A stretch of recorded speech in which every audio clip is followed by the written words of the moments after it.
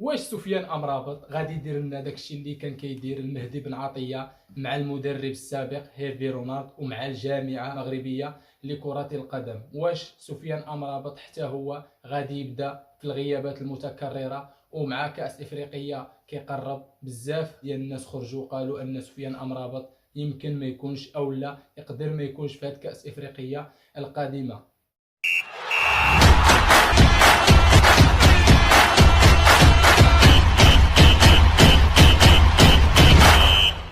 السلام عليكم ورحمة الله تعالى وبركاته. وقبل ما نبداو في الفيديو ديالنا غادي نجددوا الترحم على الشهداء ديال غزة، وغادي ندعيو لهم بالتأييد والنصر، اللهم انصرهم نصرا عزيزا.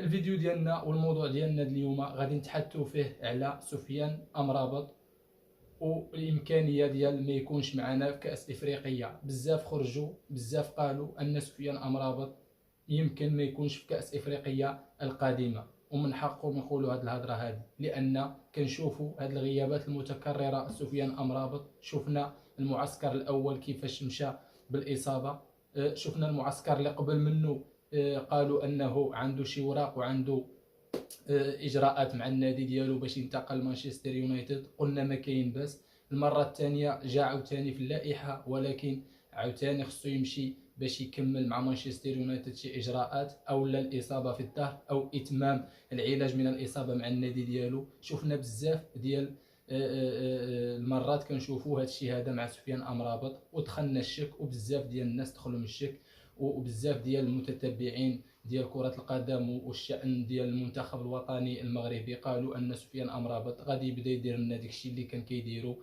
المهدي بن عطية عندما انتقل لبايرن ميونخ واليوفنتوس. يعني ملي كان المهدي بن عطية حتى هو في نادي كبير مثل بايرن ميونخ ويوفنتوس، كنا كنشوفوا المهدي بن عطية دائما كيسرد او لا كيصيفط اعتذار للجامعه او لا للمدرب، وكيقول له اني ما غاديش نجي لهذا المعسكر وما غاديش نجي لهذه المباراه هذه، وعندي مباريات مع النادي ديالي وكنعتذر. وداك الشيء هذا الشيء اللي بدينا كنشوفوا دابا حاليا مع سفيان امرابط، ودخلنا الشك واش سفيان امرابط شافنا معولين عليه حتى لهاد الدرجه هذه. شاف المدرب معول عليه، شاف المغرب كامل والدوله ديال المغرب كامله، الشعب ديال المغرب كامل معول على سفيان امرابط، ماشي بوحدو، اللعابه كاملين تبارك الله عليهم، واللعابه كاملين يعني معولين عليهم، ولكن كل واحد بالبوست ديالو، وسفيان امرابط البوست ديالو معولين عليه وما عندناش البديل ديالو. يعني شفنا العزوزي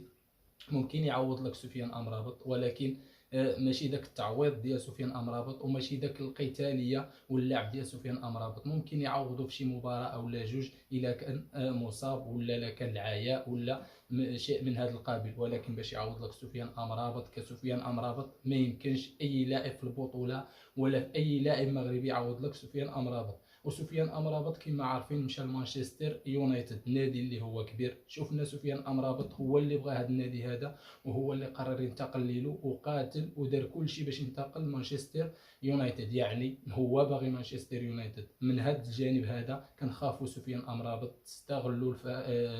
يستغلوا النادي ديالو ويستغل هذه النقطه هذه انه هو باغيهم. يعني بزاف ديال الناس قالوا هذه الهضره هذه، ماشي انا اللي قلتها، ولكن بزاف ديال الناس قالوا ان مانشستر يونايتد يقدر يستغل هذه النقطه هذه ويقول لسفيان امرابط اذا كنت باغي النادي خصك تبقى معنا في هذه الظرفيه هذه. يعني وبزاف ديال الاسباب كتقول ان سفيان امرابط ممكن ما يكونش في كاس افريقيا، او لا ممكن النادي ديالو يضغط عليه ويخليه معاهم. اول حاجه هي انه هو اللي باغي النادي وكيضحي من اجل النادي وكيقول غندير كل شيء من اجل المدرب ومن اجل النادي. يعني يقدروا يقولوا له خصك تبقى معنا في شهر واحد، في هذا الشهر اللي كامل اللي خصو يكون هو مع المنتخب، ويقدر مانشستر يونايتد يحتاجوا في هذا الشهر هذا. وخصوصا اللي غنهضروا عليه دابا هو السبب الثاني، الاصابه ديال كاسميرو. يعني كاسميرو مصاب مانشستر يونايتد، يعني مانشستر يونايتد كامله معوله على سفيان امرابط وتعويضه لكاسميرو. يعني المكانه ديال سفيان امرابط في مانشستر يونايتد لا غنى عنها، والرسميه ديالو دابا حاليا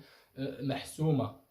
يعني مع كاسميرو ما غاديش يكون، نتمنوا يكون كاسميرو رجع في شهر واحد ولا قبل، باش يتسنى لسفيان امرابط يكون حاضر مع المنتخب الوطني المغربي. بزاف الاسباب كتقول ان سفيان امرابط ممكن تضغط عليه الاداره، ولا ممكن هو يبغي يبقى مع النادي ويديروا شي اسباب بحال هاد الاسباب هذه، اما النادي محتاجني، اما الاصابه، اما شيء من هذا القبيل، باش سفيان امرابط ما يكونش في كاس افريقيا، او لا ممكن يوصلوا حتى للضغط عليه او يهدوه باش يبقى معهم، لانهم محتاجينه في هذا الشهر هذا اللي شهر واحد، كما شفنا مع بزاف ديال اللعابه الانديه ديالهم كانوا كيقولوا لهم ما خصكمش تمشيو لكاس افريقيا، لا بغيتو تستمروا معنا. وشفنا هذا الشيء مع الزلزولي، شفناه مع بونو، دابا كان ممكن ينتقل ريال مدريد ولكن قالوا له ما غتكونش في كاس افريقيا. هذا المشكل هذا دائما كنشوفوه مع اللاعبين ديال المنتخب الوطني المغربي. انا من وجهه النظر ديالي سفيان امرابط ان شاء الله غادي يكون حاضر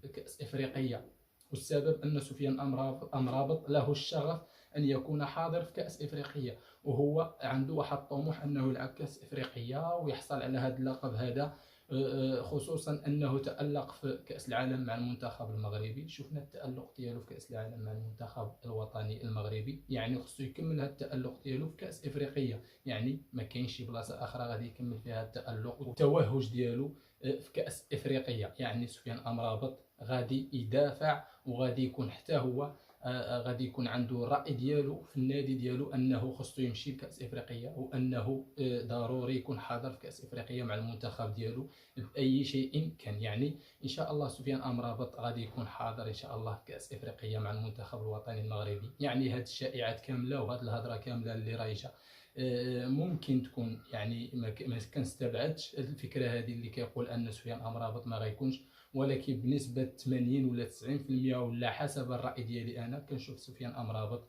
غادي يكون مع المنتخب الوطني المغربي في كاس افريقيا. كنتمنوا اللعابه كلهم يكونوا حاضرين وما يكونوش مصابين، ويكون كاس افريقيا يعني بحضور جميع اللعابه اللي معول عليهم وليد الركراكي. ونتمنوا المنتخب الوطني المغربي يمشي لواحد النقطه او لا يمشي لابعد نقطه في هاد كاس افريقيا، ولما لا الفوز بكاس افريقيا. حتى لهنا غادي نكونوا سالينا الفيديو ديالنا. تحياتي والى اللقاء، فيديو جديد ان شاء الله.